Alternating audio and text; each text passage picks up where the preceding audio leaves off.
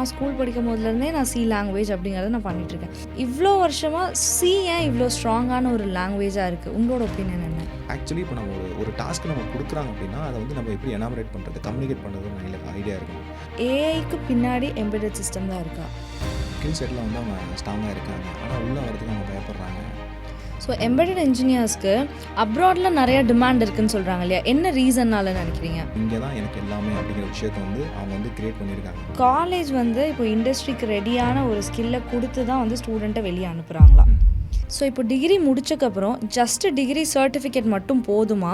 இல்லைனா வந்துட்டு ஏதோ ஒரு ப்ராப்பர் ஸ்கில் கெயின் பண்ணணும் அப்படிங்கிறதுக்காக ஏதோ ஒரு சர்டிஃபிகேட் பேஸ் கோர்ஸ் பண்ணுறது நல்லதா? இல்லைனா செல்ஃப் லேர்னிங் அப்படிங்கிறதும் நிறைய பேர் இப்போ பண்ணுறாங்க. ஜஸ்ட் யூடியூப் பார்த்து படிக்கிறது, இல்லைனா ஏதாவது தெரிஞ்ச யாரோ ஒருத்தவங்க கிட்ட ஆல்ரெடி ஏதோ ஒர்க் பண்ணியிருப்பாங்க, அவங்கக்கிட்ட உட்காந்து ஜஸ்ட் வந்து கேட்டுட்டு அதை வச்சு அவங்களா பில்ட் பண்ணிக்கிறது, இந்த மாதிரி பண்ணுறாங்க இல்லையா? ஸோ இதில் எது best way of learning skills? Actually வந்து ஒரு டிகிரி முடித்ததுக்கப்புறம் வந்து ஒரு இன்ஸ்டியூட்டில் ஜாயின் பண்ணி கோர்ஸ் ரிலேட்டடாக வந்து சர்டிஃபிகேட் ரிலேட்டடாக வந்து அது ஒரு கோர்ஸ் அந்த படிக்கிறது வந்து நான் பெஸ்ட்டுன்னு சொல்லுவேன். ஏன் சொல்கிறேன் அப்படின்னா, அது வந்து சர்டிஃபிகேட் வந்து ஒரு அது ஒரு சப்போர்ட், ஒரு கிரெடிட்ஸ் சொல்லலாம்.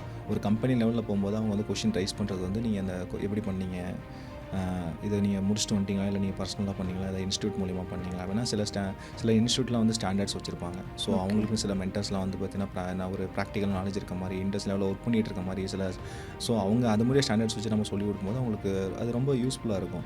இப்போ நார்மலாக நான் வந்து யூடியூப் போகிறேன், இல்லை நான் கூகுள் சர்ச் பண்ணி கற்றுக்கிறேன்னா அதில் வந்து பெருசாக இருக்காது. சில பேர் வந்து பார்த்தீங்கன்னா சில விஷயங்களை சொல்லிக் கொடுப்பாங்க. ஏன்னா இப்போ என்னென்னா, இப்போ வந்து ஒரு வீடியோ நம்ம வந்து யூடியூப்பில் சர்ச் பண்ணுறோம் அப்படின்னா கிட்டத்தட்ட 10 to 20 வீடியோஸ் இருந்ததுன்னா அவங்க எல்லோரும் வித்தியாசமாக சொல்லிக் கொடுப்பாங்க. அப்போ அவங்களுக்கு கன்ஃபியூஸ் ஆகும், அவங்க வந்து குழப்பிக்காங்க, இதுக்கு இதான் ஆன்சரோ அதுக்கு இதான் ஆன்சர் சொல்லி குழப்பிக்காங்க. ஸோ இப்படி செல்ஃப் லேர்னிங் போகாமல் இப்போ ஒரு டிகிரி முடிச்சுட்டு ஒரு மாதிரி இன்ஸ்டியூட்டில் ஜாயின் பண்ணி இந்த கோர்ஸ் லேர்ன் பண்ணிட்டு அவங்க மூலிமா சர்டிஃபிகேட் வாங்கிட்டு வரும்போது அவங்களுக்கு ஒரு பெனிஃபிட்டாக இருக்கும். ஒரு ஸ்ட்ரக்சர்ட் லேர்னிங்க்கு கண்டிப்பாக வந்து ஒரு கோர்ஸ் ஜாயின் பண்ணி படிக்கிறது நல்லது. எம்பெடட் சி அண்ட் சிக்கு இருக்கிற டிஃப்ரென்ஸ் என்ன? ஆக்சுவலி என்னென்னா, எம்பெடட் சிக்கும் நார்மல் லாங்குவேஜுக்கு என்ன டிஃப்ரெண்ட் அப்படின்னா, இது வந்து ஒரு நீங்கள் சாஃப்ட்வேர் லெவலில் போகிறீங்க அப்படின்னா பெருசாக ஒரு டிஃப்ரென்ஸ் இல்லை. ஒரு சாஃப்ட்வேர் லெவலில் போகிறீங்க அப்படின்னா அதோட வந்து சில வந்து லாஜிக் பில்டிங் வந்து கொஞ்சம் வித்தியாசம் இருக்கும். ஓகேங்களா? இப்போ நீங்கள் எம்பெடட் சீன் போகிறீங்க அப்படின்னா அவங்களுக்கு சில வந்து ஸ்டாண்டர்ட்ஸ் ஏபிஐஸ் இருக்கும். இப்போ நான் வந்து ஒரு 8-bit மைக்ரோ கண்ட்ரோலர் யூஸ் பண்ணுறோம். ஒவ்வொரு மைக்ரோ கண்ட்ரோலர் பார்த்தீங்கன்னா ஸ்டாண்டர்ட்ஸ் ஏபிஐஸ் வச்சுருப்பாங்க. அந்த ஏபிஐ ஃபங்க்ஷன் வந்து ஆல்ரெடி அவங்க வந்து பேக் எண்டில் வந்து பில்ட் பண்ணி வச்சுருப்பாங்க. ஸோ நம்ம அது மாதிரி நம்ம வந்து அந்த மாதிரி ஏபிஎஸ்லாம் யூஸ் பண்ணலாம். ஆக்சுவலாக நம்ம பார்க்கும்போது சி ப்ரோக்ராமிங் மாதிரி தான் இருக்கும். பட் ஆனால் அது வந்து பார்த்தீங்கன்னா எம்பெடடோட கனெக்ட் ஆகிருக்கனால வந்து பார்த்தீங்கன்னா அது வந்து ஒரு டிஃப்ரென்ஸாக சொல்கிறாங்க. சியும் எம்பெடட் சி வேறு ரெண்டுமே வந்து நம்ம வந்து கன்ஃபியூஸ் ஆகிக்கும். சி தெரிஞ்சால் எம்பெடட் சி அது ரொம்ப கஷ்டம் அப்படிங்கிற மாதிரி நிறைய பேர் சொல்கிறாங்க. ஆனால் என்னோட ப்ராக்டிக்கல் நாலேஜில் வந்து பார்த்தோம்னா ரெண்டுக்கும் பெருசாக டிஃப்ரென்ஸ் இல்லை. அந்த ஏபிஐஸ் தான் டிஃப்ரென்ஸு. இந்த சி லாங்குவேஜை பொறுத்தவரைக்கும் பார்த்தீங்கன்னா எல்லாமே நம்ம ஓனாக ரைட் பண்ணுவோம். அங்கே வந்து ஏபிஐஸ் இருக்கும், அந்த ஏபிஐஸை நம்ம யூஸ் பண்ணுவோம், அவ்வளோதான். ஏபிஎஸ்ல என்ன சொல்லுவோம்னா அப்ளிகேஷன் ப்ரோக்ராமிங் இன்டர்ஃபேஸ்னு சொல்லுவோம். என்னோட அப்ளிகேஷனை வச்சு நான் ஒரு ஹார்ட்வேர் வந்து கம்யூனிகேட் பண்ணுறேன், ஆல்ரெடி சொல்லியிருந்தேன் இல்லைங்களா, அதுக்காண்டி யூஸ் பண்ணுறது. So just out of curiosity, இப்போ பார்த்தீங்கன்னா நான் ஸ்கூல் படிக்கும் போதுலேருந்தே நான் சி லாங்குவேஜ் அப்படிங்கிறத நான் பண்ணிகிட்ருக்கேன். இப்போ இண்டஸ்ட்ரியிலையும் சி யூஸ் பண்ணுறாங்க. இவ்வளோ வருஷமாக சி ஏன் இவ்வளோ ஸ்ட்ராங்கான ஒரு லாங்குவேஜாக இருக்குது? உங்களோட ஒப்பீனியன் என்ன? ஆக்சுவலி என்னென்னா, வந்து சி ஏன் இந்தளவு ஸ்ட்ராங்காக இருக்குது அப்படின்னு கேட்டிங்கன்னா வந்து அதுதான் வந்து பார்த்திங்கன்னா ஒரு பேஸ்ன்னு சொல்லலாம். இங்கே நீங்கள் சியை ஸ்ட்ராங்காக இருந்தீங்கன்னா உங்களால் வந்து இங்கிட்ட C++ லாங்குவேஜ் ஈஸியாக கற்றுக்க முடியும், சில பைத்தான் லாங்குவேஜை கற்றுக்க முடியும். இப்போ ரீசெண்ட் டைமில் வந்து காலேஜில் பண்ணுற ஒரு மிஸ்டேக் என்னென்னா வந்து சி லாங்குவேஜுங்கிற விஷயத்தை மறந்துட்டு டேரெக்டாக பைத்தான் போயிடுறாங்க. ரெண்டுக்கு வந்து நிறையா டிஃப்ரென்ஸ் இருக்குது. சில வந்து ஆக்சுவலி இந்த ப்ரொசீஜரே சேஞ்ச் ஆகும், மீன்ஸ் அந்த லாஜிக் பில்டிங் எல்லாமே சேஞ்ச் ஆகும். இப்போ என்னென்னா வந்து ஆனால் பைத்தான் வந்து பெஸ்ட்டு நான் இல்லைன்னு சொல்லலை. பட் வந்து சி அப்படிங்கிற விஷயம் வந்து அது ஒரு காமன். அங்கேருந்து உங்களால் வந்து அது ஒரு பேஸ். அங்கேருந்து உங்களால் வந்து எப்படி வேணும் நீங்கள் டிவைட் ஆகி போக முடியும். அதனால தான் வந்து அப்போலேருந்து இப்போ வரையும் இன்னுமே வந்து இயர்ஸ் நம்ம வந்து கிராஸ் பண்ணி போனாலுமே வந்து சிங்கிற விஷயம் வந்து அது ஒரு இம்பேக்ட் வந்து குறையவே குறையாது. ஆல்ஃபபெட்ஸ் மாதிரி. இப்போ மேக்ஸிமம் வந்து மார்க்கெட்டில் இப்போ நிறையா நம்மளே நியூஸ் எல்லாம் கேள்விப்படுறோம். பெரிய பெரிய கம்பெனிஸே வந்து இப்போ ஏஐ யூஸ் பண்ணி கோட் ஜென்ரேட் பண்ணலாம் அப்படிங்கிறத அப்ரூவ் பண்ணிட்டாங்க அப்படிங்கிறத ஒரு நியூஸ் நம்மளே பார்த்துருந்துருப்போம். ஸோ இப்போ அந்த மாதிரி ஒரு ப்ராடக்ட்டுக்கு பின்னாடி ஒரு எம்பெடட் இன்ஜினியர் எழுதுகிற கோடுமே நம்மளால் ஒரு ஏஐ ChatGPT மாதிரி ஒரு ஏஐ டூல் யூஸ் பண்ணி ஜென்ரேட் பண்ண முடியுமா? அது பண்ண முடியாது. ஆக்சுவலி ஏன் அப்படி சொல்கிறேன்னா வந்து இப்போ ChatGPT யூஸ் பண்ணி நீங்கள் வந்து கோடு மெஜாரிட்டியாக தான் போயிட்டுருக்கு. ChatGPTயே வந்து கோடு கொடுத்துருது. ஸோ வந்து ஃபார்மர் ரோலுக்கு வந்து பெருசாக இம்பாக்ட் இல்லை அப்படிங்கிற மாதிரி வந்து சொல்லிக்கிட்டாங்க. ஆனால் இப்போ ரீசெண்ட் டைம் நான் சொல்லியிருந்தேன் 2026 நிறையா ஃபார்மர் ப்ராஜெக்ட்ஸ் நிறையா உள்ளே வந்துருச்சு, நம்ம இந்தியா ஒர்க் பண்ணி ஒர்க் ஸ்டார்ட் பண்ணிட்டாங்கன்னு சொல்லியிருந்தேன். நான் ஏன் பண்ண முடியாதுன்னு சொல்கிறேன் அப்படின்னா, எங்கேயாவது இடத்துல மிஸ்டேக் நடந்தது, சப்போஸ் வந்து ChatGPT, ஏன்னா அது வந்து பார்த்திங்கன்னா ப்ராப்பர் கோடு கொடுக்காது. ChatGPT எப்படி ரன் ஆகும் அப்படின்னா கிட்டத்தட்ட வந்து பார்த்திங்கன்னா ஆக்சுவலி வந்து இதை ஒரு டெப்த்தாக போனோம் அப்படின்னா ChatGPT கிரியேட் பண்ணது ஹியூமன்ஸ் தான். கிட்டத்தட்ட வந்து பார்த்தீங்கன்னா ஒரு லேக்ஸ் ஆஃப் ஹியூமன்ஸோட பிரெயின் தான் வந்து பார்த்தீங்கன்னா அங்கே ChatGPT ரன் ஆகிட்டு இருக்குது. இப்போ வந்து நான் எப்படி யோசிக்கிறத உங்களால் யோசிக்க முடியாது, நீங்கள் யோசிக்கிறத என்னால் யோசிக்க முடியாது. உங்களோட ஐடியாஸ் டிஃப்ரெண்ட், என்னோட ஐடியாஸ் டிஃப்ரெண்ட். எல்லாமே மொத்த பிரெயினோட அந்த நாலேஜ் தான் வந்து ஒரு ChatGPTன்னு வச்சுக்கோங்களேன். இப்போ நீங்கள் ஃபஸ்ட்டு வந்து நீங்கள் கேட்குறீங்க ChatGPT நான் இங்கே ஒர்க் பண்ணிகிட்டு இருக்கேன், எனக்கு இந்த கோடு வேணும்னா அது ஒரு கோடு கொடுக்கும். அந்த கோடை நீங்கள் டம்ப் பண்ணுறீங்க, அது வந்து பார்த்தீங்கன்னா ஒர்க் ஆகலை. மறுபடியும் இன்னொரு கோடு கேட்குறீங்க, அது இன்னொரு கோடு கொடுக்கும். இது அப்படியே கம்யூனிகேட் ஆகி சப்போஸ் ஏதாவது ஒரு இடத்துல வந்து ப்ராப்ளம் இருக்குது, ஏன்னா அது நம்மளுக்கு தெரியல, நம்ம வந்து கோடை டம்ப் பண்ணிட்டு ப்ராடக்ட் ஓகே ஓரளவு ரன் ஆக ஆரம்பிச்சிருச்சு. அந்த ப்ராடக்ட் நீங்கள் டெலிவரி கொடுக்கும்போது கஸ்டமர் சைடில் வந்து ஃபீட்பேக் வரும். அதை நீங்கள் உங்களால் ரெக்டிஃபை பண்ண முடியல அப்படின்னா இதனால் வந்து பெருசாக லாஸ் ஆகும். ஸோ இப்போ நான் கோடு எழுதணும் அப்படின்னா வச்சுக்கோங்களேன், அது வந்து அந்த கோடு வந்து டம்ப் ஆகிடுச்சு, அந்த ப்ராடக்ட் ரன் ஆக ஆரம்பிச்சிச்சு. ஆனால் எங்கேயோ இடத்துல ப்ராப்ளம் இருந்துச்சு, அதை வந்து அவங்க அந்த கோட்லேயே அவங்களால சரி பண்ண முடியல, ஹார்ட்வேர்லேயே என்ன ஃபால்ட்டு கண்டுபிடிக்க முடியல. ஆனால் ஃபைனலாக வந்து பார்த்திங்கன்னா பல டாக்குமெண்ட்ஸ் இருக்குது. ஒரு ப்ராடக்ட் ரிலீஸ் ஆகுதுன்னா சில டாக்குமெண்ட்ஸ் வந்து அவங்க ரிலீஸ் பண்ணுவாங்க. ஒன் செட்டாப் வந்து அதோட ஹார்ட்வேர் ரிலேட்டடான டீட்டெயில்ஸ் இருக்கும். ஒன்று வந்து பார்த்திங்கன்னா இதில் இந்த பக்ஸ்லாம் இருக்குது, இதை இப்படி தான் ரெக்டிஃபை பண்ண சொல்லி ஒரு டாக்குமெண்ட் ரிலீஸ் பண்ணுவாங்க.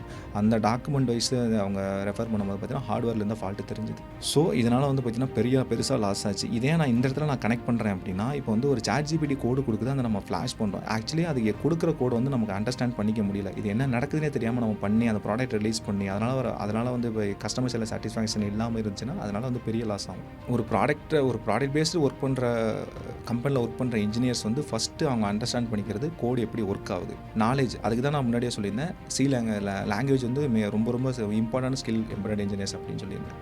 ஸோ இப்போது ஏஐக்கு பின்னாடி எம்பெடட் சிஸ்டம் தான் இருக்கா? ஏஐக்கு பின்னாடி எம்பெடட் சிஸ்டம் தான் இருக்குது. எங்கெங்கெல்லாம் நம்ம ஏஐ டூல்ஸ் யூஸ் பண்ணுறோமோ அங்கெல்லாம் எம்பெடட் இன்ஜினியர்ஸோட சப்போர்ட் வந்து ரொம்பவே அதிகமாக இருக்குது. ஏஐ டூல்ஸ் யூஸ் பண்ணுறதுக்கு கம்பெனிஸ் அலோவ் பண்ணுறாங்களா? பண்ணுறாங்க. ஆக்சுவலி வந்து இப்போ நம்ம என்னென்ன டூல்ஸ் இருக்குன்னு பார்த்தீங்கன்னா, நம்மளுடைய சொல்ல ChatGPT இருக்குது, கூகுளோட ஏஐ டூல்ஸ் இருக்குது, அப்புறம் வந்து ஜெமினி இருக்குது, அப்புறம் கிளாடுன்னு ஒன்று இருக்குது. இது இல்லாமல் இன்னொரு 2 to 3 டூல்ஸ் இருக்குது.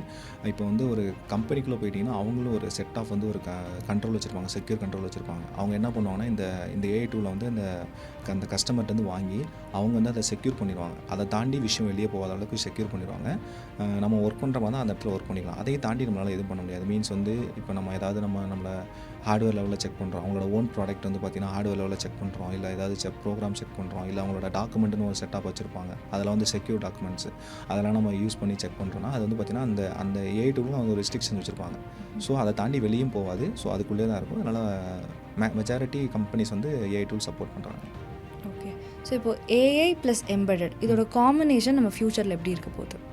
இப்போ வந்து அதான் முன்னாடியே நான் சொன்னது வந்து ஏஐங்கிற விஷயத்தினால வந்து நிறையா வந்து இம்பேக்ட் இருக்குது, பாதிப்பு இருக்குது அப்படிங்கிற மாதிரி வந்து நம்மளோட இதில் சொசைட்டியில் பேசிகிட்டு இருக்கோம். ஆனால் வந்து இப்போ இந்த கம்ப்ளீட்டாக ஏஐ வந்து எம்பெடட் ஆக்குபை பண்ணுமான்னு கேட்டிங்கன்னா அது வந்து இட்ஸ் நாட் பாசிபிள். ஏன்னா வந்து ஏஐலாம் வந்து பார்த்திங்கன்னா ஒரு சிஸ்டம் லெவலில் ஒர்க் பண்ண முடியும். அதே ஒரு ஹார்ட்வேர் லெவலில் போகும்போது வந்து பார்த்திங்கன்னா அதனால் ஒர்க் பண்ண முடியாது. ஸோ அதனால் வந்து பெருசாக இம்பேக்ட் இருக்காது. ஆனால் ஃப்யூச்சரில் நம்ம எக்ஸ்பெக்ட் பண்ணலாம், அதுக்கான ரொம்ப டைம் எடுக்கும். இது வந்து ரொம்ப ஸ்லோவாக தான் அந்த இப்போ இண்டஸ்ட்ரி வந்து இப்போ நம்ம எம்பெடட் இண்டஸ்ட்ரி வந்து இப்போயே வந்து ரொம்ப ஸ்லோவாக தான் உள்ளே போயிட்டுருக்கு ஏஐக்குள்ளே. ஸோ அதனால் வந்து இது டைம் எடுக்கும். அதை ஃபுல்லாக வந்து ஆக்கிபை பண்ணுறதுக்கு ரெண்டு வந்து கம்யூனிகேட் ஆகிறதுக்கு ரொம்ப டைம் எடுக்கும். டெஸ்லா ஒர்க் பண்ணுறாங்கன்னா அவங்களுமே இன்னும் வந்து ஸ்டில் R&Dயில் தான் இருக்காங்க. நிறையா வந்து லான்ச் பண்ணிட்டாங்க, பட் ஏகப்பட்ட ப்ராப்ளம்ஸ் வருது. அதெல்லாம் வந்து அவங்க அப்படியே கொஞ்சம் கொஞ்சமாக தான் சால்வ் பண்ணிகிட்டு இருக்காங்க. இது ரொம்ப டைம் எடுக்கும். நெக்ஸ்ட் 5 இயர்ஸில் எம்பெடட் ஃபீல்டு எப்படி இருக்க போகுது? ஸோ அந்த ஃபீல்டில் நம்ம சர்வே ஆகணும் அப்படிங்கும்போது மோஸ்ட் டிமாண்டட் ஸ்கில் அப்படிங்கிறது ஏதாவது இருக்கா? நெக்ஸ்ட் 5 இயர்ஸ் நம்ம பார்த்தோம் அப்படின்னா எம்பெடட் வந்து பார்த்திங்கன்னா பெரிய இம்பாக்ட் இருக்கும் இந்தியாவில். இந்தியா மூலிமா வந்து அதர் கண்ட்ரிஸ் வந்து பார்த்திங்கன்னா ஒரு மிகப்பெரிய கிரெடிட்ஸ் கிடைக்கும். ஏன்னா நம்ம ஆல்ரெடி நம்ம நிறைய விஷயங்கள் ஸ்டார்ட் பண்ணிட்டோம். இது வந்து இவ்வளோ வேகமாக ஸ்டார்ட் பண்ணது ஒரு பெரிய விஷயமாக தான் பார்க்குறேன் இந்தியாவில். இதில் நம்ம சர்வே பண்ணணும், அந்த லேக்ஸ் ஆஃப் பீப்புளில் வந்து நம்மளும் ஒரு ஆளாக இருக்கணும். நம்ம சர்வே பண்ணணும் அப்படின்னா நமக்கு வந்து நான் முன்னாடியே சொன்ன மாதிரி பல ஸ்கில்ஸ் நம்ம சொல்கிறேன். லைக் வந்து லாங்குவேஜில் வந்து பார்த்திங்கன்னா C++ பைத்தான் சொல்லியிருந்தேன். சியில் வந்து நம்ம ரொம்ப ஸ்ட்ராங்காக இருக்கணும். ஓகே. ரெண்டாவது வந்து பார்த்திங்கன்னா micro controller related. Micro controller basic hardware knowledge இருக்கணும். பெரிஃபரல்ஸ்னு சொல்லுவாங்க. மைக்ரோ கண்ட்ரோலர் எடுத்துக்கிட்டோன்னா அது வந்து பெரிஃபரல்ஸ் சொல்லுவாங்க. பெரிஃபரல்ஸ்னால் ஒன்றும் இல்லை, ஒரு சுவிச்சஸாக இருக்கட்டும், ஒரு GPIO பின்னாக இருக்கட்டும், ஒரு ADCயாக இருக்கட்டும், ஒரு ப்ரோட்டோகால்ஸ்னு சொல்லுவாங்க. இது மாதிரி வந்து நிறையா வந்து ஒரு சிப்பாக இருக்கட்டும், வந்து ஒரு டைம் கன்வர்ஷன் சிப்பாக இருக்கட்டும், இல்லை வந்து ஒரு ப்ரோட்டோகால்ஸ் நிறைய செப்பரேட் சிப்ஸ் இருக்குது. அப்புறம் வந்து இது மாதிரி சிப்ஸ் நிறையா இருக்குது. ஸோ இது மாதிரி வந்து நமக்கு வந்து பேசிக் ஐடியா ரொம்ப நல்ல பேசிக் ஐடியா இருக்கணும். ஆக்சுவலி இப்போ நம்ம ஒரு டாஸ்க்கு நம்ம கொடுக்குறாங்க அப்படின்னா அதை வந்து நம்ம எப்படி எனாமரேட் கோஆப்ரேட் பண்ணுறது, கம்யூனிகேட் பண்ணுறது ஒரு ஐடியா இருக்கணும். அப்புறம் வந்து ப்ரோட்டோகால்ஸ் நான் ஆல்ரெடி முன்னாடியே நான் அந்த இதில் சொல்லியிருந்தேன். இந்த ப்ரோட்டோகால்ஸு லைக் வந்து யூஆர்ட்டாக இருக்கட்டும், I2Cயாக இருக்கட்டும், ஸ்பையாக இருக்கட்டும், இது ரொம்ப முக்கியம். இந்த 3 ப்ரோட்டோகால் நீங்கள் ஸ்ட்ராங்காக இருந்தீங்கன்னா இது மூலிமா நீ அடுத்து என்ன ப்ரோட்டோகால்ஸ் பார்த்தா நிறையா இருக்குது. I2S இருக்குது, USB இருக்குது, ஈத்தர்நெட் ப்ரோட்டோகால் இருக்குது. ஈத்தர்நெட்லேயே வந்து ஃபிசிக்கல் லேயர் வந்து இன்னொரு டாப் லேயர் என்னமோ சம்திங் இருக்குது. இது மாதிரி வந்து நிறைய ப்ரோட்டோகால்ஸ் இருக்குது. நம்ம நெட்வொர்க் ப்ரோட்டோகால்ஸாக இருக்கட்டும், IP ப்ரோட்டோகால்ஸாக இருக்கட்டும், இது எல்லாமே பேஸ் வந்து இந்த ப்ரோட்டோகால்ஸ் தான். அப்புறம் வந்து பார்த்திங்கன்னா லினக்ஸோட ஸ்கில் வேணும். லினக்ஸ் வந்து எப்படி யூஸ் பண்ணுறோம், ஆப்ரேட் பண்ணுறோம், எப்படி ஹேண்டில் பண்ணுறோம். ஏன்னா அது ஒரு செப்பரேட் OS. அது வந்து பார்த்திங்கன்னா CLIன்னு சொல்லுவாங்க, கமாண்ட் லைன் இன்டர்ஃபேஸ்னு சொல்லுவாங்க. ஸோ அது ரிலேட்டடாக வந்து நம்மளுக்கு ஒரு ஐடியா இருக்கணும். ஆர்டோஸோட நாலேஜ் இருக்கணும். முன்னாடி கொஷினில் வந்து நீங்கள் கேட்டிருந்தீங்க 5 years அதுக்கப்புறம் வந்து எம்படோட இம்பேக்ட் எப்படி இருக்குன்னு சொல்லி. அந்த டைமில் வந்து பார்த்திங்கன்னா ஒரு பெரிய இம்பேக்ட் வந்து ஆர்டோ சைட்லேருந்து ஒரு இருக்கும், AI சைட்லேருந்து இருக்கும். அப்புறம் வந்து AI சைடில் பேசிக் நாலேஜ் இருக்கணும். AI நம்ம எப்படி யூஸ் பண்ணுறது, அது எப்படி வந்து ஃபங்க்ஷன் ஆகுது, அது பின்னாடி இருக்க கோர்ஸ் என்ன, பிரைன்ஸ் என்ன, டீப் நாலேஜ் என்ன, இது மாதிரி வந்து சில பல விஷயங்களாக இருக்குது. இதை ரொம்ப டீப்பாக போனால் ஜஸ்ட் பேசிக் ஐடியாஸ், இது மாதிரி ஸ்கில்ஸ் இருக்கணும். அப்புறம் வந்து பார்த்திங்கன்னா அவ்வளோதான். இந்த மாதிரி ஸ்கில்ஸ் வந்து இருந்தாலே போதும்.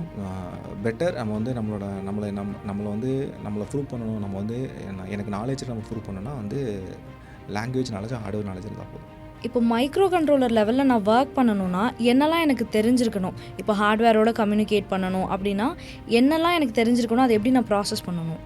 இப்போ நம்ம ஒரு micro controller, basic micro controller start பண்ணுறோம். அதில் வந்து பார்த்தீங்கன்னா டிஃப்ரெண்ட் பிட்ஸ் ஆஃப் மைக்ரோ கண்ட்ரோலர்ஸ்லாம். 8-bit micro controller, 16-bit micro controller, 32-bit, 64-bit சொல்லலாம். ஆனால் 16 நம்ம எங்கேயும் யூஸ் பண்ணுறதில்ல.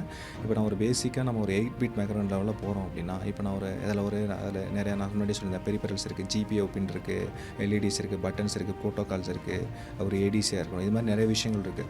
அதெல்லாம் நான் வந்து நான் கம்யூனிகேட் பண்ணணும் அப்படின்னா எப்படி கம்யூனிகேட் பண்ணலாம் அப்படின்னா, அதில் வந்து பார்த்தீங்கன்னா 3 set of பார்ட் இருக்குது. ஒன்று வந்து சிப்புன்னு சொல்லலாம், அதான் மெயின். இப்போ நம்ம எப்படி நம்ம சிபியூவில் வந்து சிஸ்டமில் CPU சொல்கிறீங்களா, அது மாதிரி இப்போ மொபைலில் வந்து சிப் இருக்குது இல்லைங்களா, அது மூலிமா தான் எல்லா ஃபங்க்ஷனும் கம்யூனிகேட் ஆகும். ஸோ அதுக்கப்புறம் வந்து பார்த்திங்கன்னா ஸ்கிமேட்டிக்ஸ், அது எப்படி வந்து ரூட் ஆகிருக்கு.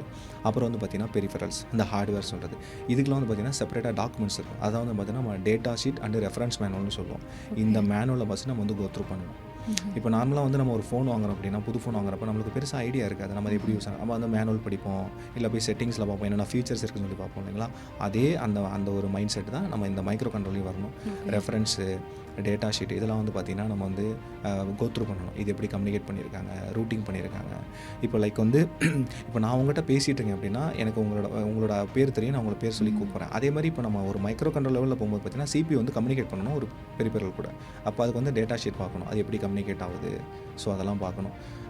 அப்புறம் வந்து இன்னொரு எராட்டான ஒரு டாக்குமெண்ட் இருக்குது. அதான் வந்து பார்த்திங்கன்னா பக் டாக்குமெண்ட்னு சொல்லுவாங்க. ஒரு ப்ராடக்ட்டை ரிலீஸ் பண்ணும்போது பார்த்திங்கன்னா அவங்க வந்து சில பல விஷயங்களை பேஸ் பண்ணியிருப்பாங்க. இதெல்லாம் வந்து இதில் ஒர்க் ஆகாது, இது இப்போ நீங்கள் ஒர்க் பண்ணணும் அப்படின்னா இதுக்கு நீ இந்த ஒரு விஷயங்கள்லாம் ஃபாலோ பண்ணணும் அப்படின்னு சொல்லி அது ஒரு டாக்குமெண்ட் ரிலீஸ் பண்ணியிருப்பாங்க. இது எல்லாத்தையும் நம்ம கோத்ரூ பண்ணணும். ஓகே. ஸோ எம்பெடட் இன்ஜினியர்ஸ்க்கு அப்ராடில் நிறைய டிமாண்ட் இருக்குதுன்னு சொல்கிறாங்க இல்லையா, என்ன ரீசன்னால நினைக்கிறீங்க? என்ன ரீசன் பார்த்தோன்னா வந்து ஃபஸ்ட்டு விஷயம் வந்து பார்த்திங்கன்னா, அந்த நம்ம மெஜாரிட்டி ஹார்ட்வேர் மேனுஃபேக்சரிங் எல்லாமே வந்து ஃபாரின் சைடில் தான் நம்ம வந்து இப்போ நம்ம இந்தியாவுக்கு வந்து இம்போர்ட் ஆகிட்டு இருக்குன்னு சொல்லலாம். இப்போ வந்து பார்த்திங்கன்னா எங்கிட்ட இது ஜப்பான், தைவான் சைடு போயிட்டிங்கன்னா வச்சுக்கோங்களேன், மெஜாரிட்டி இந்த சிப் மேனுஃபேக்சரிங், இந்த சிப்புங்கிறது நம்ம எல்லா இடத்துலையும் யூஸ் பண்ணலாம். ஃபோனுக்காக இருக்கட்டும், இல்லை ஒரு டிவியாக, அது ஹோம் ரிலேட்டடாக போட்டோம், இல்லை வந்து ஒரு இப்போ நம்ம மைக்ரோவன்லாம் சொன்னேன் பார்த்தீங்களா, இது ரிலேட்டடாக போட்டு எதுவாக இருந்தாலும் பார்த்திங்கன்னா அங்கே தான் அவங்களோட மேனுஃபேக்சரிங் அதிகமாக இருக்குது. இப்போ நீங்கள் இங்கிட்டு நம்ம அரபு கண்ட்ரி சைடு வந்தீங்கன்னா அவங்களும் வந்து பார்த்திங்கன்னா இப்போ தான் அவங்க ஆட்டோமேஷன் சைடில் வந்து நெக்ஸ்ட் லெவலில் போயிட்டுருக்காங்கன்னு சொல்லலாம். அது இல்லாமல் வந்து பார்த்திங்கன்னா ஒரு இங்கிட்டு டிஐ பற்றி சொல்லியிருந்தேன் இல்லைங்களா, டெக்ஸாஸ் இன்ஸ்ட்ருமெண்ட், அந்த சைட்லாம் போனீங்க அப்படின்னா, அந்த கண்ட்ரி சைட்லாம் போனீங்க அப்படின்னா எக்ஸாக்ட்லி வந்து மேனுஃபேக்சரிங் யூனிட் எங்கே இருக்குன்னு தெரியல. இந்த சைட்லாம் வந்து பார்த்திங்கன்னா அவங்க மொத்த மேனுஃபேக்சரிங் ஒரு யூனிட்டாக இருக்கும். லைக் வந்து இங்கே தான் எனக்கு எல்லாமே அப்படிங்கிற விஷயத்தை வந்து அவங்க வந்து க்ரியேட் பண்ணியிருக்காங்க. ஸோ அதனால தான் வந்து பார்த்திங்கன்னா அந்த சைடில் வந்து நம்மளுக்கு வந்து ஆப்பர்ச்சுனிட்டிஸ் அதிகமாக இருக்குது. இது என்னோடய எக்ஸ்பீரியன்ஸில் நான் ஷேர் பண்ணுறது உங்களுக்கு. இப்போ வந்து நான் முன்னாடியே சொன்னேன், இந்தியாவுக்கு ப்ராஜெக்ட்ஸ் வருது. இங்கே நம்ம ஒர்க் பண்ணுறோம், ரிட்டன் அதை வந்து நம்ம வந்து அந்த ப்ராடக்ட்டை சக்ஸஸ் பண்ணிவிட்டு அந்த ப்ராஜெக்ட் சக்ஸஸ் பண்ணிவிட்டு டெஸ்டிங் பார்த்து நம்ம ரிட்டன் தான் பண்ணுறோம். இப்போ தான் நம்ம ஸ்டார்ட் பண்ணியிருக்கோம். அதனால தான் வந்து பார்த்திங்கன்னா இந்தியாவை கம்பேர் பண்ணுறப்ப ஃபாரின் கண்ட்ரீஸில் வந்து ஆப்பர்ச்சுனிட்டிஸ் ரொம்ப அதிகமாக இருக்குது. சேலரிஸ் அதுக்கு ஏற்ற மாதிரி அதிகமாகவே இருக்குது. ஓகே. ஸோ இப்போது இந்தியா வந்து டெவலப் ஆகிட்ருக்கோம் இல்லையா? ஸோ அப்படிங்கும்போது இந்தியாலேயுமே எம்பெடட் இன்ஜினியர்ஸ்க்கான அப்போது ரோலாக இருக்கட்டும், டெவலப்மெண்ட்டாக இருக்கட்டும், ஈவன் சேலரியாக இருக்கட்டும், டிமாண்ட் இன்க்ரீஸ் ஆகும் இல்லையா? கண்டிப்பாக ஆகும். இப்போ நான் கிட்டத்தட்ட நம்ம ஸ்டார்ட் பண்ணி பெருசாக நம்ம டைம் எடுத்துக்கல. நான் தான் முன்னாடியே சொல்லியிருந்தேன், இவ்வளோ சீக்கிரம் இந்த விஷயத்தை பண்ண முடியுங்கிறது இந்தியாவோட பெரிய அச்சீவ்மெண்ட் தான். இப்போ 2 இயர்ஸ் ஆகிருக்கு. இப்போ அடுத்த நெக்ஸ்ட் 5 to 10 இயர்ஸில் வந்து பார்த்திங்கன்னா இந்தியாவோட மார்க் வந்து ரொம்பவே பெருசாகும். Limited market. ஓகே. ஸோ இப்போ நான் வந்து என்னோடய கெரியரை ஃப்ரெஷராக ஸ்டார்ட் பண்ணுறேன் அப்படின்னா, இப்போ நான் வந்துட்டு இப்போது என்ன மாதிரியான மைக்ரோ கண்ட்ரோலர்ஸ்லாம் நான் லேர்ன் பண்ணணும்? ஸோ லைக் இனிஷியலாக வந்து ஒரு என்ட்ரி லெவல் ஜாப்க்கோ ஒரு இன்டர்மீடியட் லெவல் ஜாப்க்கோ இதெல்லாம் நான் தெரிஞ்சிருக்கணும் அப்படின்னா என்னெல்லாம்? இப்போ நம்ம வந்து பேசிக்காக நம்ம வந்து ஒரு இன்ஜினியரிங் முடிச்சுட்டோ இல்லை இன்ஜினியரிங் படிச்சுட்டு இருக்கும்போது நம்ம வந்து பேசிக்காக நம்ம எம்பெடலில் ஸ்டார்ட் பண்ணும்போது மைக்ரோ கண்ட்ரோலருக்குள்ளே போகிறோம் அப்படின்னா ஒரு 8 பிட் மைக்ரோ கண்ட்ரோலர் போதுமானது. அதுவே மோர் தென் இனஃப். ஸோ அதில் வந்து நம்ம ஜஸ்ட் வந்து டாக்குமெண்ட்டை இப்போ லேர்ன் பண்ணுறதா இருக்கட்டும், அது எப்படி கம்யூனிகேட் ஆகுது, இப்போ வந்து ஒரு அது மாதிரி நம்ம பண்ணலாம். லைக் வந்து அது என்ன மைக்ரோ கண்ட்ரோல்னால் ஒரு ஆர்டினோ மைக்ரோ கண்ட்ரோல் யூஸ் பண்ணலாம். அது ரொம்ப பேஸ். இப்போ நம்ம காலேஜ் லெவலில் போனால் ஃபஸ்ட் அவங்க லேர்ன் பண்ணுறது கையில் கொடுக்குற அந்த ஒரு கிட்டாக இருக்கட்டும், இல்லை வந்து ஒரு மைக்ரோ கண்ட்ரோலாக இருக்கட்டும், அது வந்து ஆர்டினோ தான். ஆர்டினோ யூஸ் பண்ணலாம். அப்புறம் வந்து அதே பேசிக் லெவலில் வந்து பார்த்திங்கன்னா எனக்கு வந்து ஒரு ஐஓடி லெவலில் ஒரு ஐடியா வேணும் அப்படின்னா நம்ம வந்து ESP32 மைக்ரோ கண்ட்ரோலர் யூஸ் பண்ணலாம்.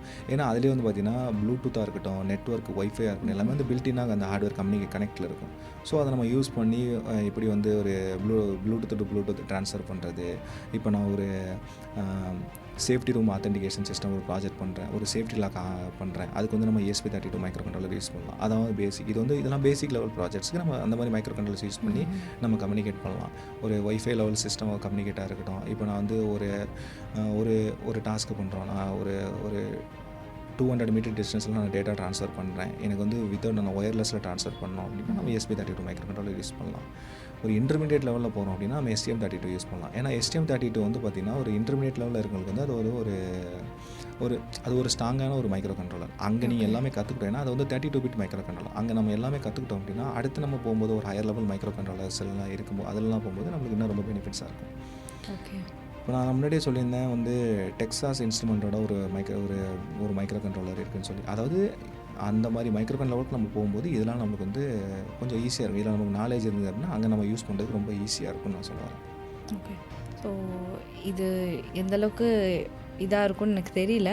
எனக்கு எப்போவுமே ஒரு மைண்ட் செட் எப்படி இருக்குது அப்படின்னா, காலேஜ் வந்து இப்போ இண்டஸ்ட்ரிக்கு ரெடியான ஒரு ஸ்கில்லை கொடுத்து தான் வந்து ஸ்டூடெண்ட்டை வெளியே அனுப்புகிறாங்களா? ஏன்னா இப்போ டேரெக்டாக படித்து முடித்தோடனே வேலை கிடச்சிடணும் இல்லை. ஏன்னா இப்போ நீங்களுமே உங்களோட பர்சனல் எக்ஸ்பீரியன்ஸாக இருக்கலாம், இல்லைன்னா இப்போ நீங்கள் இண்டஸ்ட்ரியில் ஒர்க் பண்ணுறதுனால நீங்கள் பார்க்குற ஸ்டூடெண்ட்ஸாக இருக்கலாம். ஸோ காலேஜ் வந்து டேரெக்டாகவே இண்டஸ்ட்ரிக்கு தேவையான ஸ்கில்லை ஒரு ஸ்டூடெண்ட்டுக்கு கொடுத்து தான் ஒரு ஸ்டூடெண்ட்டை வெளியே அனுப்புகிறாங்களா? காலேஜ் ஆமாம், அது கரெக்டு தான். காலேஜ் வந்து பார்த்திங்கன்னா இப்போ வந்து அவங்களுக்கு தெரியும் இயர்லி வைஸ் என்ன கம்பெனிஸ் வராங்க, அவங்க என்ன ஸ்கில் எக்ஸ்பெக்ட் பண்ணுறாங்கன்னு சொல்லி. ஆக்சுவல் ட்ரூத் என்னென்னா, இப்போ ஒரு கம்பெனிஸ் வராங்க அப்படின்னா அவங்களுக்குன்னு சில பல ப்ராஜெக்ட்ஸில் ஒர்க் பண்ணிகிட்டு இருப்பாங்க. அந்த ரிலேட்டாக வந்து எந்த ஸ்கில்லும் அவங்க எக்ஸ்பெக்ட் பண்ண மாட்டாங்க. அவங்க எக்ஸ்பெக்ட் பண்ணுறது இந்த கேண்டிடேட் பேசிக்காக ஸ்ட்ராங்காக இருக்காங்க, அந்த பேசிக் ஸ்கில்ஸ் நான் முன்னாடியே சொல்லியிருந்தேன், அதில் அவங்க ஸ்ட்ராங்காக இருக்காங்கன்னு தான் பார்ப்பாங்க. காலேஜ் வந்து பார்த்தீங்கன்னா மெஜாரிட்டி அதை தான் லேர்ன் பண்ணுவாங்க. ஆனால் அது வந்து அவங்க கரெக்டாக பண்ணுறாங்க. அது வந்து சில காலேஜ் வந்து ஸ்டாண்டர்ட்ஸ் வச்சுருப்பாங்க. அதுக்கேற்ற மாதிரி அவங்க வந்து ஸ்கில்ஸ் வந்து லேர்ன் பண்ணுவாங்க ஸ்டூடெண்ட்ஸுக்கு. அந்த ஸ்டூடெண்ட்ஸ் வந்து எந்த அளவுக்கு கற்றுக்குறாங்க. ஏன்னா இது வந்து ஒரு க்ரியேட்டிவ் மைண்டுன்னு சொல்லலாம். ஒரு விஷயத்தை அவங்க ஒரு விஷயத்தை வந்து காலேஜில் வந்து ஒரு லெக்சரர் கற்றுக் கொடுக்குறாங்க அப்படின்னா இவங்க அதை வந்து டிஃப்ரெண்ட் மெத்தடில் யோசிக்கணும். அந்த ஒரு விஷயம் தான் வந்து பார்த்திங்கன்னா நம்மளுக்கு வந்து ஒரு கம்பெனியில் போய் உட்காரும்போது ஒரு மிகப்பெரிய பெனிஃபிட்ஸாக இருக்கும். ஓகே. என்னோடய நாலேஜில் இப்போ வந்து சில ஸ்டூடெண்ட்ஸ்லாம் வராங்க, இன்டர்ன்ஷிப்னு சொல்லி வராங்க. அப்போ அவங்க ஒர்க் பண்ணிகிட்டு இருக்கும்போது பார்த்திங்கன்னா அவங்களுக்கு வந்து பார்த்திங்கன்னா அவங்க வந்து பார்த்திங்கன்னா சில லாங்குவேஜ் ஐடியா இருக்குது, மைக்ரோ கண்ட்ரோலர் ஐடியா இருக்குது. ஆனால் அவங்க வந்து இந்த மாதிரி கம்பெனியில் வந்து பார்த்திங்கன்னா சில பல விஷயங்களை பார்க்கும்போது அவங்க வந்து பயப்படுறாங்க, பதட்டப்படுறாங்க. ஐயோ இப்படிலாம் இருக்கா, இப்படிலாம் அது ஒர்க் ஆகுமா அப்படின்னு சொல்லி. இந்த மாதிரி விஷயங்கள்லாம் வந்து கொஞ்சம் காலேஜில் இம்ப்ரூவ் பண்ணால் மச் பெட்டராக இருக்கும். ஸோ ரொபோட்டிக்ஸ் அண்ட் ஐஓடி சைடில் எம்பெடட் இன்ஜினியர்ஸ்க்கு எந்தளவு ஸ்கோப் இருக்குதுன்னு நினைக்கிறீங்க? ஆக்சுவலி வந்து பார்த்திங்கன்னா ரெண்டுமே வந்து சிமிலராக தான் இருக்கும். ஒரு இடத்துல ரொபோட்டிக்ஸ் இருக்கும்போது அதில் வந்து ஐஓடிங்கிற ஒரு விஷயம் வந்து கம்யூனிகேட் ஆகிருக்கும். லைக் வந்து எம்பெடட் இன்ஜினியரோட ஸ்கோப் எப்படி இருக்கும் அப்படின்னா வந்து ஒரு சென்சார் லெவலில் ஒர்க் பண்ணுறதா இருக்கட்டும், ஒரு நிமேட்டிக்ஸ் ஒரு வால் லெவலில் ஒர்க் பண்ணுறதா இருக்கட்டும், இல்லை ஒரு மிஷினை ரன் பண்ணுறதா இருக்கட்டும். எக்ஸாம்பிளுக்கு வந்து ஒரு ஃபுட் இண்டஸ்ட்ரிக்குள்ளே போயிட்டோம் அப்படின்னா அது வந்து பார்த்திங்கன்னா ஒரு மிஷின் ஆட்டோமேட்டிக் அந்த அப் டு அந்த அப் டு அந்த பேட்டர்லேருந்து பேக்கெட் இது இந்த கேக்கு பேக் ஆகிறது வந்து பார்த்திங்கன்னா எல்லாமே கம்ப்ளீட் ஆட்டோமேஷனாக இருக்கும். அப்போ வந்து பார்த்திங்கன்னா அந்த இடத்துல வந்து பார்த்திங்கன்னா நம்ம வந்து சென்சார்ஸ் யூஸ் பண்ணியிருப்போம், நிமேட்டிக்ஸ் வால்வ் யூஸ் பண்ணியிருப்போம், சில பல அந்த கன்வேயர்ஸ் வந்து ரன் ஆகிறதா இருக்கட்டும், அந்த கேக்கு பேக்கிங் ஆகிறதா இருக்கட்டும், பிக் ஆகிறதா இருக்கட்டும், எல்லாமே வந்து பார்த்திங்கன்னா கம்ப்ளீட் ஆட்டோமேஷனில் தான் இருக்கும். ப்ளஸ் வந்து இதெல்லாம் வந்து பார்த்திங்கன்னா அந்த ரொபாட்டிக்ஸ்லாம் வருது. நான் வந்து ஃபுட்டுக்குள்ளே சொல்கிறேன்.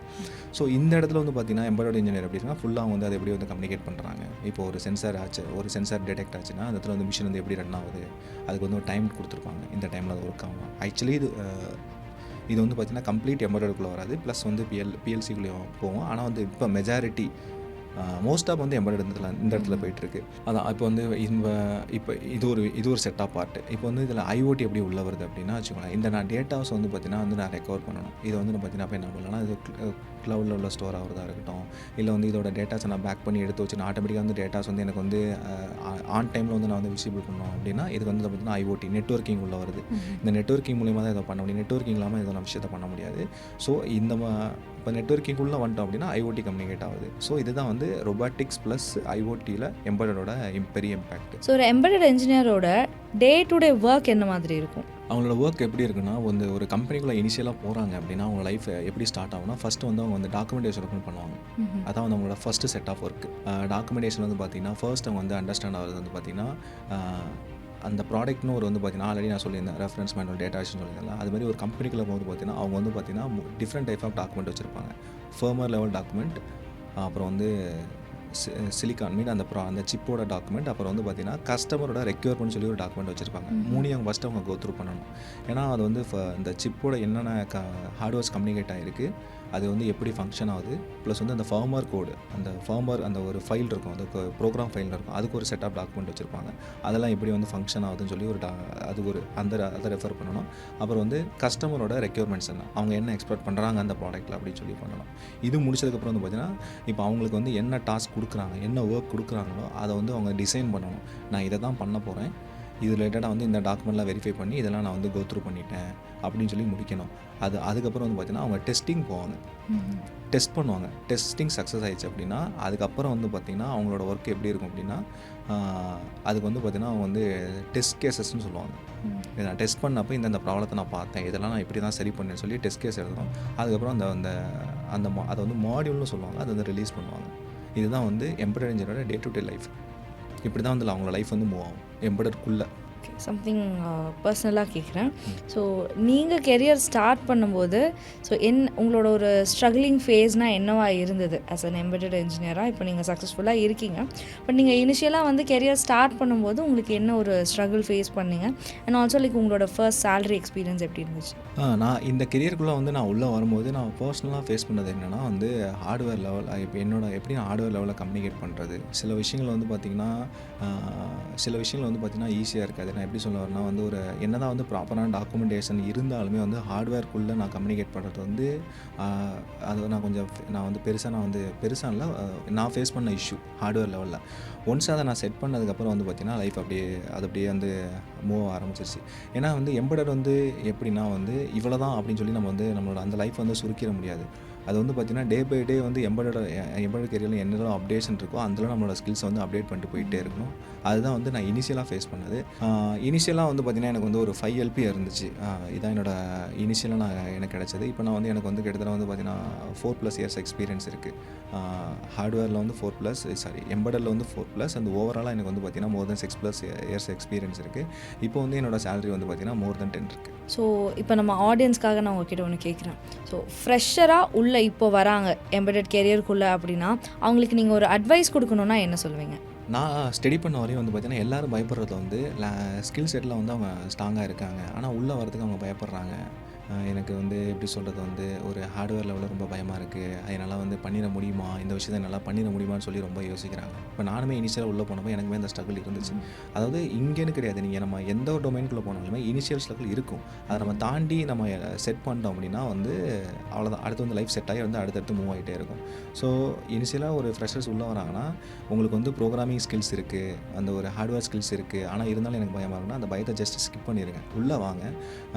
இப்போ உங்களுக்கு பேசிக் பேசிக்கான இப்போ ஒரு கம்பெனி உங்களை ஹேர் பண்ணுறாங்க அப்படின்னா வந்து உங்களோட பேசிக் தான் செக் பண்ணுவாங்க. நீங்கள் பேசிக் ப்ரோக்ராமில் ஸ்ட்ராங்காக இருக்கீங்க, ஹார்ட்வேர் லெவலில் உங்களுக்கு ஒரு ஐடியா இருக்குது அப்படி அப்படின்னா நீங்கள் அடுத்து வந்து உள்ளே வந்து பார்த்தீங்கன்னா உங்களுக்கு பெருசாக வேறு டாஸ்க் கொடுக்க மாட்டாங்க. ரொம்ப ஒரு ப்ளஸ் பாயிண்ட்டாக நான் என்ன சொல்ல வரேன்னா, அவங்களுக்கு டைம் கொடுப்பாங்க. இந்த டைம் உங்களுக்கு கொடுத்து தான் அவங்கள வந்து அந்த ஒரு விஷயத்தை ஃபாலோ பண்ண சொல்லுவாங்க, லேர்ன் பண்ண சொல்லுவாங்க. அதெல்லாம் நீங்கள் பயப்பட தேவையில்ல. நீங்கள் வந்து ரொம்ப கேஷுவலாக உள்ள வாங்க, அவ்வளோதான். ஸோ இந்த பாட்காஸ்ட்டில் நீங்கள் கன்ஃபியூஸ்டாக இருந்த நிறையா கொஸ்டின்ஸ்க்கு ஆன்சர் கிடச்சிருக்குன்னு நினைக்கிறேன். ஸோ இவ்வளோ நேரம் இந்த பாட்காஸ்ட்டை நீங்கள் கண்டினியூஸாக வாட்ச் பண்ணியிருக்கீங்க. இது உங்களுக்கு கண்டிப்பாக ஹெல்ப்ஃபுல்லாக இருந்திருக்கும்னு நினைக்கிறேன். உங்களுக்கு வேறு ஏதாவது கொஸ்டின் இருந்துச்சுன்னா கமெண்ட்டில் ட்ராப் பண்ணுங்கள். அது நாங்கள் எங்களோட நெக்ஸ்ட் பாட்காஸ்ட்டில் கவர் பண்ணுறோம். ஸோ இந்த மாதிரி இன்ட்ரெஸ்டிங்கான இன்ஜினியரிங் இன்ஃபர்மேஷனுக்கு நம்ம சேனலை சப்ஸ்கிரைப் பண்ணிக்கோங்க. இந்த வீடியோ உங்களுக்கு பிடிச்சிருந்தா மறக்காமல் லைக் பண்ணிடுங்க, உங்களோட ஃப்ரெண்ட்ஸுக்கும் ஷேர் பண்ணிடுங்க.